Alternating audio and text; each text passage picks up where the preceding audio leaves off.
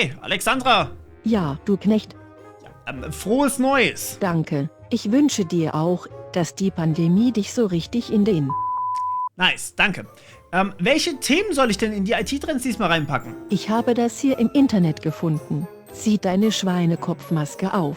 Leg dich in die Badewanne und föhn dir deine Haare.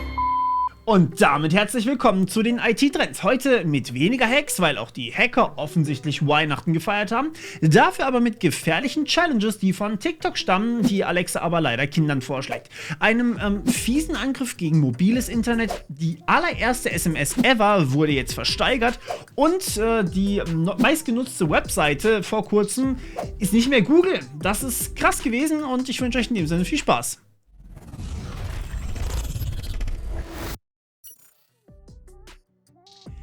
Aber dass es weniger Hacks gibt, heißt natürlich nicht, dass es keine gab. Deswegen starten wir selbstverständlich trotzdem mit den Hacking-News. Forscher haben eine neue Schwachstelle im Mobilfunk entdeckt, die alles seit 2G betrifft, also GSM, 3G, LTE und 5G. Das Problem liegt im sogenannten Handover. Das ist der Prozess, wenn man quasi zwei Basisstationen wechseln muss.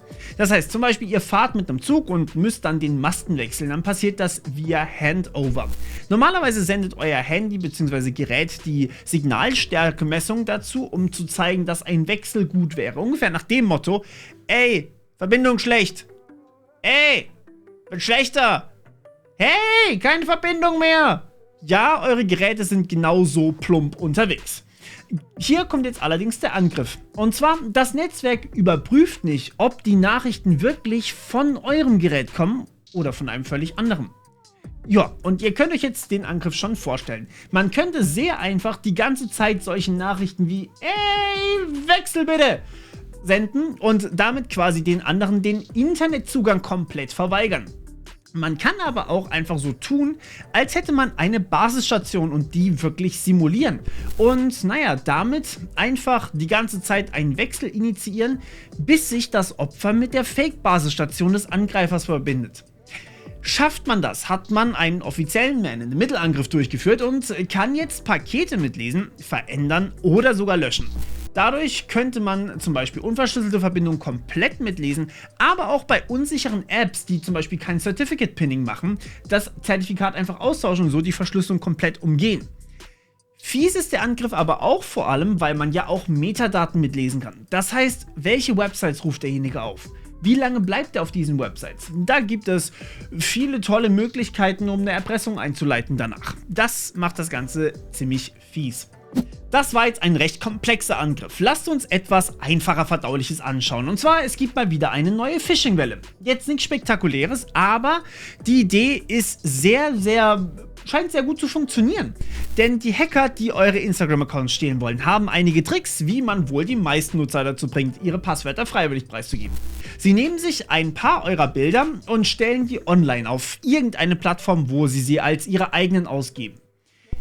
Dann schreiben sie euch auf Instagram an, ja, die Hacker selber, mit der Nachricht, dass irgendjemand eure Bilder missbraucht und sie das rausgefunden haben. Nett wie sie sind, haben sie direkt sogar noch einen Link für euch. So, und dieser Link, der führt jetzt zu genau dieser Seite, wo eure Bilder sind. Aber um etwas sehen zu können oder um zu bestätigen, dass das wirklich eure Bilder sind, müsst ihr euch erst mit eurem Instagram-Account anmelden.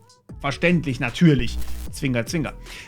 Damit bestätigt ihr dann quasi, dass theoretisch das eure Bilder sind, aber in Wahrheit liefert ihr einfach nur den Angreifern euer Passwort. Und damit können die sich natürlich als euch einloggen, sofern ihr keine Zwei-Faktor-Authentifikationen aktiviert habt. Diesen Scam-Angriff gibt es jetzt in verschiedenen Geschmacksrichtungen. Das hier war gerade die fieseste, wo wirklich Bilder gestohlen werden. Den gibt es aber auch noch in deutlich billiger und bedeutet im Endeffekt, es kann sein, dass gar nichts mit euren Bildern passiert ist. Wahrscheinlich ist überhaupt nichts mit euren Bildern, beziehungsweise nur die Scammer haben halt eure Bilder geklaut. Die Idee dahinter ist aber immer dieselbe. Man möchte euch Angst machen und euch dazu verleiten, dass ihr euer eigenes Passwort selbst verratet. Und ja, ich weiß, ihr habt das Problem eher selten, aber sagt das bitte denen weiter, die nicht so versiert im Thema Hacking sind. Und noch ein Thema, mit dem man die Massen bekommt, sind gute, günstige Apps, mit denen man sich Malware installiert. So auch die App Color Message im Play Store. Die hat über 500.000 Downloads und ist eigentlich ein Container für die Joker-Malware. Mittlerweile ist sie zwar entfernt worden aus dem Play Store, aber das heißt leider nicht, dass die Malware auch von eurem Smartphone vollständig entfernt wurde. Allzu dramatisch war sie allerdings nicht, zumindest das, was man gesehen hat. Denn die App hat eigentlich nur Klicks simuliert, um möglichst viel Werbung eben anzuklicken, also quasi sozusagen ein Clickbot, damit ihr viel Werbung anklickt, die aber das Geld dafür kriegen. Aber damit ist nicht genug. Sie wollte nicht so leicht deinstalliert werden und deswegen hat sie ihr eigenes Icon versteckt, was ja schon irgendwie bösartig ist. Also quasi einfach ein durchsichtiges Icon auf dem Bildschirm. Man kann sie aber immer noch wunderbar deinstallieren, indem man einfach in die ganzen Apps geht und dort schaut, ob sie da drin ist. So, Joker selbst, also die Malware, die eigentlich eingebettet ist, hat aber eigentlich noch sehr viel mehr Möglichkeiten. Wir wissen nicht genau, was alles wirklich passiert ist. Das reicht von Abfangen von SMS oder irgendwelchen anderen Nachrichten über das Auslesen des kompletten Adressbuchs und dann natürlich Übermitteln an die Angreifer und vieles, vieles mehr. Das Beste ist hier tatsächlich das Handy auf den Werkszustand zurückzusetzen. Das ist zwar ein absoluter Krampf, das alles neu einzurichten, aber ja, das ist leider das, was am besten hilft. Die letzte Hacking-News vor dem Hack der Woche geht an die Taz. Deren E-Mail-Konto zur Abo-Verwaltung wurde gehackt. Dadurch konnten auch die Namen und Adressen der Abonnenten der Tageszeitung mitgelesen werden. Das kann aber natürlich jedem mal passieren. Und hier muss man definitiv auch mal die Taz loben, denn sie haben alle Betroffenen per Mail informiert und laut eigener Aussage die Lücke sofort beseitigt. Das Einzige, was euch jetzt wahrscheinlich blüht, ist, naja, mehr Spam halt, wie üblich, also E-Mail-Spam, ne? Und damit kommen wir auch schon zum Hack der Woche. Es geht noch einmal um Log4j bzw. Log4Shell. Das ist die Schwachstelle des Jahres letztes Jahr gewesen, wie ihr euch vielleicht erinnert. Und das Internet hat definitiv weitergebrannt während den Feiertagen. Wer noch nicht gepatcht hat, wurde angegriffen. Und hier habe ich mir mal wieder ein sehr explosives Thema rausgesucht, um es euch vorzustellen. Um so ein bisschen dieses riesige Ding Log4Shell einfach mal runterzubrechen auf ein paar wirklich konkrete Gegebenheiten. Ihr wisst ja, dass China tatsächlich sehr viele staatlich finanzierte Hackergruppen beherbergt. Bei Log4j hat sich nun die Gruppe Aquatic Panda vor allem auf größere akademische Institutionen gestürzt. Dazu kamen einige Technik- und Netzwerkfirmen und, wie es scheint, war auf Schwachstellen prüfen leider nicht alles, was da passiert ist. Ne? Die haben durchaus auch die ganzen Server dann infiltriert, also quasi übernommen, Verbindungen aufgebaut mit ihren eigenen Servern, Daten abgegriffen und übertragen und so weiter und so fort. Was wirklich alles abhanden gekommen ist, das weiß man leider noch gar nicht, beziehungsweise wird man vielleicht auch nie wissen. Dennoch wundert mich die Zielsetzung. Wieso Forschungsinstitute? In meinem Kopf macht das nur Sinn, wenn sie die Forschung stehlen und dann selbst fortführen wollen oder wenn sie sabotieren wollen. Und der erste Teil, naja, wäre recht offensichtlich, weil wenn sie dann irgendwie ein sehr eigenes Forschungsprojekt rausbringen, das auf dem Ding basiert, ist jetzt halt ein bisschen auffällig dann, ne? Und das zweite, sabotieren, das wäre tatsächlich sehr gruselig. Aber da kommen wir nochmal drauf zu sprechen und zwar direkt im Fail der Woche. Ich habe mir mal wieder erlaubt, 2 Fails einzubauen. Der erste geht eben genau an eine Universität, die Uni in Kyoto. Dort wurden ca. 77 Terabyte, ja, 77.000 Gigabyte, nur damit ihr es vorstellen könnt, an Forschungsdaten verloren. Und zwar wegen eines fehlerhaften Backups und die können auch nicht mehr wiederhergestellt werden. Da war zwar kein Hack am Werk, aber es zeigt, wie dringend man Backups überprüfen muss, nachdem man sie angelegt hat. Sonst ist es einfach Schrödingers Backup und das möchte man wirklich nicht. Die Forschungsdaten waren von 14 verschiedenen Forschungsgruppen und wurden innerhalb von ca. 2 vollen Tagen erstellt. Das hört sich zwar nicht viel an, aber wenn man bedenkt, dass die Supercomputer, die da laufen, mehrere tausend Dollar pro Stunde kosten, dann war das schon ein ziemlich teurer Verlust. Tatsächlich deutlich schlimmer, da einfach straight up gefährlich, finde ich aber den zweiten Fail der Woche. Amazon Alexa haben viele zu Hause. Auch viele Menschen mit Kindern offensichtlich. Und ja, die lernen natürlich auch damit umzugehen.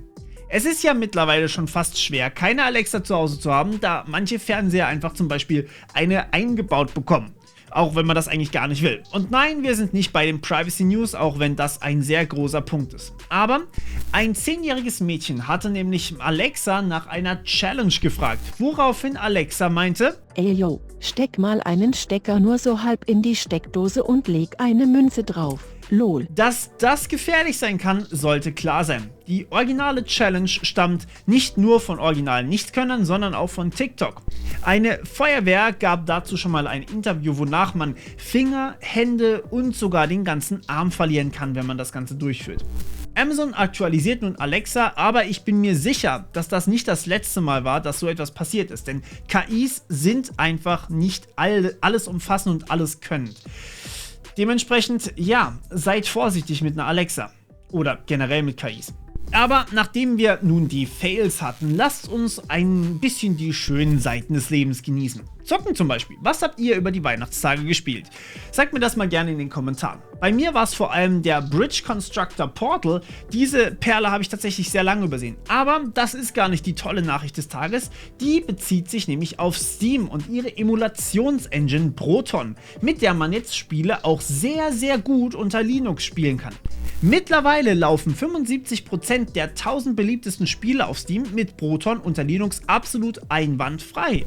Proton basiert auf Wine, das ist ein Emulator sozusagen, der Windows simuliert, aber eben nur simuliert und kein echtes Windows ist, quasi ein nachgebautes. Und der wird immer weiterentwickelt und vor allem jetzt natürlich auch durch Proton nochmal sehr viel mehr. Das liegt vor allem an Steam Deck. Das ist die mobile Konsole von Steam, die tatsächlich auf Arch Linux mit KDE-Oberfläche basiert. Ja, Linux wird allmählich zur Gaming-Plattform, vor allem seit Steam sich dahinter geklemmt hat und ich freue mich drauf. Der zweite Win der Woche kommt aus dem Bauwesen. What? Das hat aber wenig mit Informatik zu tun, denkt ihr jetzt vielleicht. Tja, das Haus, was ihr hier seht, stammt aus einem 3D-Drucker, zumindest zum Großteil. Die Außen- und Innenwände wurden komplett 3D gedruckt, ebenso wie ein Teil der Terrassenüberdeckung und ja, das ist tatsächlich echter Beton und wird nun tatsächlich schon bewohnt. Das ist besonders nice, wenn man sich mal die Situation bei uns gerade ansieht. Zu wenig Bauteile, Lieferprobleme und vor allem keine Handwerker. Mit einem 3D-Drucker wäre Hausbau in verschiedensten Materialien möglich, die kompakt verschifft werden könnten, weil man sie einfach so portionieren kann, wie man es gerade braucht. Handwerker braucht man auch noch deutlich weniger und schneller geht das gesamte Projekt auch noch. Das Projekt stammt von Habitat for Humanity und war ein gemeinnütziges Projekt, kombiniert mit viel Forschungsarbeit. Ich bin gespannt, was da noch möglich ist. Weiter geht's mit den Krypto-News. Wer von euch kennt NFTs? Die Non-Fungible Tokens bestätigen Besitz von etwas auf der Blockchain. Den kann man weiterverkaufen oder eben, einfach besitzen halt. Nun wurde die erste SMS von Vodafone als NFT für über 150.000 $ verkauft. Also der Code von der SMS. Also jede Nachricht kann ja in ihren Code zerlegt werden und der steht jetzt eben auf der Blockchain und dort hat halt jemand jetzt das Besitzrecht für diesen Code. Und ich möchte das ganz kurz als Gelegenheit nehmen, dieses seltsame Konzept vielleicht kurz runterzubrechen. Wenn etwas auf einer Blockchain steht, kann es jeder sehen und ist man der Besitzer, kann man das eindeutig beweisen. Ist man es nicht, kann man es zumindest sehen, dass jemand anders der Besitzer ist. Man hat aber meistens keinen Namen dazu. Viele verkaufen momentan ihre Kunst als NFT an Käufer, die teilweise wirklich Millionen für ein Kunstwerk investieren einfach. Das gehört dann offiziell ihnen, ist aber immer noch ein einfaches PNG-Bild und das kann sich auch wirklich jeder herunterladen. Das ist quasi so, als hätte man sich eine digitale Mona Lisa gekauft. Man besitzt jetzt diese digitale Mona Lisa, aber jeder kann sie sich halt als PNG immer noch runterladen. Es geht wirklich nur um diese Besitzdefinition auf der Blockchain und die Möglichkeit eben später vielleicht irgendwann mal weiter zu verkaufen. Aktuell wird da extrem viel rein investiert in der Hoffnung, das zum Beispiel Bild später für mehr verkaufen zu können. Aber Bilder sind natürlich erstmal nur ein Beispiel. Da steckt sich das Ganze noch auf das Metaverse und so weiter und so fort. Wenn ihr dazu mehr wollt, ihr wisst, wo ihr mir Bescheid sagen könnt. Aber tatsächlich steckt kein echter Mehrwert dahinter als eben dieser Besitz. Warum ich mich mit NFTs aber momentan schwer tue, ist folgender Punkt. Viele Künstler stellen ihre Arbeit einfach so online, laden ihre Bilder einfach for free hoch oder teilen halt einfach ihre Bilder einfach so. Aber sie behalten dadurch natürlich trotzdem noch das Urheberrecht an diesem Bild. Und das ist das Problem. Aktuell gibt es einige Gruppen, die genau diese Bilder herunterladen, als ihre Arbeit ausgeben und dann als NFT verkaufen. Das Problem ist jetzt, wer besitzt das Bild? Klar, rechtlich der Urheber, ihm wurde das Bild ja gestohlen. Aber der Käufer wusste ja nicht, wer der Urheber ist. Und hat viel Geld an eine nicht auffindbare Person bezahlt. Das macht die Situation ein bisschen verzwickt. Früher oder später landet man dann bei einer Grundsatzdiskussion über Besitz in der digitalen Welt. Und wenn euch dieses Thema mehr interessiert, dann, ja, ihr wisst wohin damit. Aber kommen wir kurz zum Aufreger der Woche. Der geht an einen Bug in Microsoft Exchange Servern. Ja, schon wieder. Erinnert ihr euch noch an die Panik, die Ende 1999 gemacht wurde? Oh mein Gott, wenn wir das Jahr 2000 haben, was, wenn die PCs es nicht schaffen, umzustellen? Uah! Tja, den PCs war es damals absolut egal. Den Microsoft Exchange Servern war aber 2022 nicht so egal, wie wir dachten. Der Fehler liegt aber nicht an der Jahreszahl, sondern am seltsamen Format, in dem Microsoft in ihrem Virenscanner ihre Zahlen gespeichert haben. Nur im Virenscanner wohlgemerkt. Genutzt wurden für die ITler unter euch normale Integer mit 32-Bit und Vorzeichen. Ja, erratet wahrscheinlich schon, was passiert ist. Das heißt, die größte Zahl, die man darstellen kann, also insgesamt größer geht es halt einfach nicht, ist eben diese typischen 2.147.000.000 und ein paar zerquetschte. Nach dem Datumsformat von Microsoft fängt das Jahr 2022 aber dummerweise bei 2.201.000.000 an. Miese Brise, das wollte der Server dann doch nicht mehr und hat sich geweigert, Mails zu empfangen. Deaktiviert man nun den Virenscanner, geht alles wieder. Aber das ist natürlich nur ein temporärer Workaround. Ich verlinke euch aber alles, was ihr braucht, um das Ganze einzustellen. Ist aber trotzdem irgendwie ein bisschen peinlich, denn das hätte man schon irgendwie kommen sehen können. Ich verstehe nicht, warum man da so ein komisches Zeitformat gebraucht hat. Aber kommen wir doch einfach mal zu den Politik-News. Es geht um Amazon, die natürlich auch weltweit agieren wollen, klar. Und gerade der chinesische Markt ist extrem schwer für ausländische Konzerne. Deswegen hat sich Amazon hier stark auf die Seite der chinesischen Regierung gestellt, um nicht zensiert zu werden bzw. blockiert zu werden. Vor allem, wenn es um Rezensionen geht, so Reuters. Wird zum Beispiel Kritik an einem Buch des chinesischen Präsidenten geübt, wird diese Rezension sofort wieder gelöscht. Amazon rechtfertigt das damit, dass das ja in China geltendes Recht sei, was ja soweit auch stimmt. Das ist zwar kein gutes Recht, aber es ist dort verankert.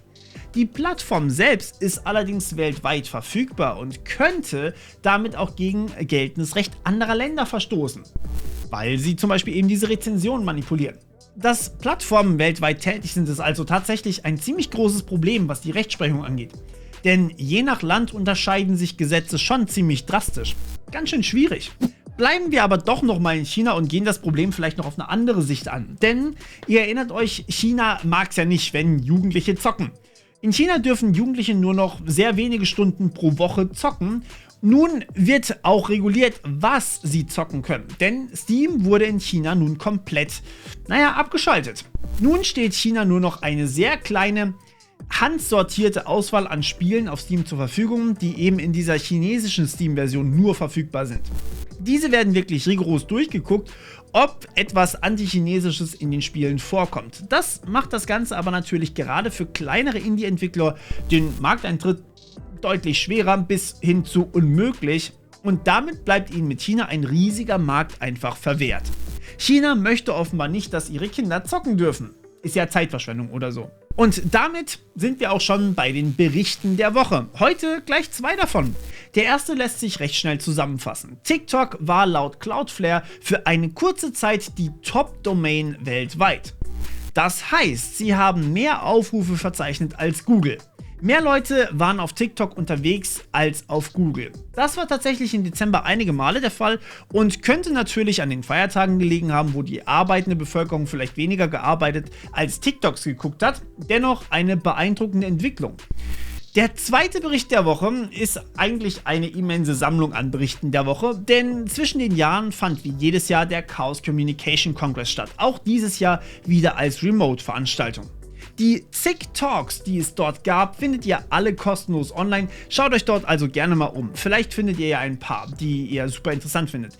Ich habe selbst leider noch nicht alle gesehen, aber einen möchte ich schon mal mit euch teilen, als spezielle Empfehlung sozusagen. Endres Puschner und Christoph Saatjohann haben beeindruckenderweise gezeigt, was alles möglich ist mit einem Herzschrittmacher. Die Dinger sind zu Wartungszwecken mittlerweile ganz gut vernetzt. Das macht ja durchaus Sinn, denn man möchte ja regelmäßig die Vitalwerte auslesen können. Also Stimmt alles mit dem Herz? Haben wir vielleicht irgendwelche komischen Sachen? Und haben wir vielleicht auch einen Fehler im Herzschrittmacher? Sowas muss man ja möglichst früh genug erkennen und man möchte nicht unbedingt auf einen Defekt warten. Klar.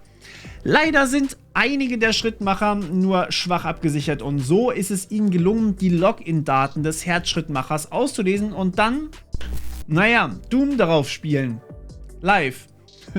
Natürlich haben sie die Lücken schon davor gemeldet und soweit wurde auch schon alles repariert, aber hier zeigt sich, finde ich, auch nochmal wirklich sehr, sehr eindrücklich, dass wir mittlerweile wirklich alle vernetzt sind, ob wir wollen oder nicht. Und sichert man nicht alles ab, kommen lustige Gestalten und spielen Doom auf deinem Herzschrittmacher. Ich bin froh, dass nur das passiert ist, das hätte wirklich übel ausgehen können. Und das war's auch schon wieder für heute. Ich verabschiede mich und wende mich nun wieder Doom zu. Noch ein paar Level und ich hab's durch. Aber die letzten Levels waren schon echt heftig für mein armes, altes, verfettetes Herz. Fast so stark wie der Extra Espresso heute Morgen. Woo!